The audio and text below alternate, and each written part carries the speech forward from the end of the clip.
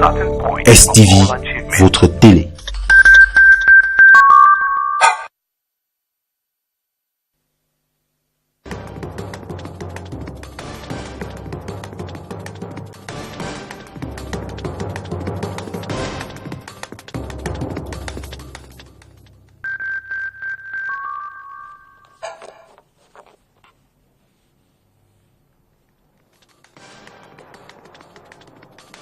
Madame, Messieurs, bonsoir et bienvenue à cet autre rendez-vous d'information sur le Spectrum Télévision. Il est 19h. Voici le sommaire de votre journal.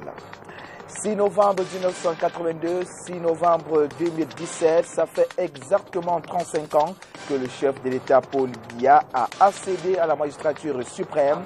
Occasion saisie par notre rédaction d'évoquer le bilan positif et négatif de l'homme du renouveau dont l'un de ses chevaux de bataille était rigueur et moralisation.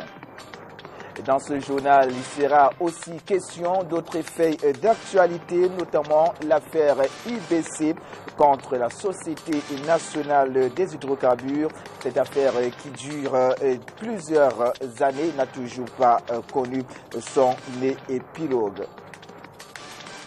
Nous le disions en titre, l'affaire IBC contre la Société nationale des hydrocarbures n'a pas connu son épilogue. La Cour d'appel de Paris vient de rejeter les deux incidents soulevés par la Société nationale des hydrocarbures. Cette sortie intervient à la fin du mois d'octobre 2017 après qu'une vidéo du fondateur de l'International Business Corporation ait circulé sur les réseaux sociaux. Léopold Ekwa Ngale accusait ainsi la Société nationale des hydrocarbures d'avoir détruit les performances économiques de IBC. L'affaire dure depuis des années avec des passages en justice. Et il faut d'ailleurs dire que la SNH avait également reproché à Léopold Ngale une mauvaise gestion de l'entreprise. Mireille Siabdié.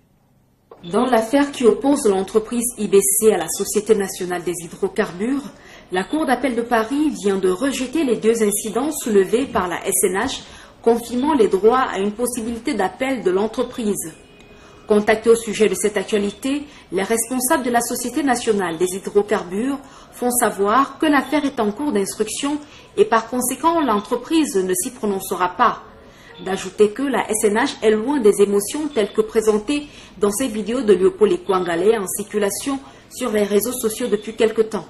Qu'à cela ne tienne, il faut souligner que la Cour d'appel de Paris vient de rappeler qu'elle est bien évidemment la juridiction compétente dans l'affaire qui oppose la SNH à IBCSA, impliquant ici Léopold Ekwa Ngale, sa sœur Hélène Janjo Ngale et la société Len Holding, actionnaire minoritaire avec 39% de parts, mais qui avait gardé la gestion de l'entreprise en exécution du pacte d'actionnaires qui avait été signé le 18 septembre 2007.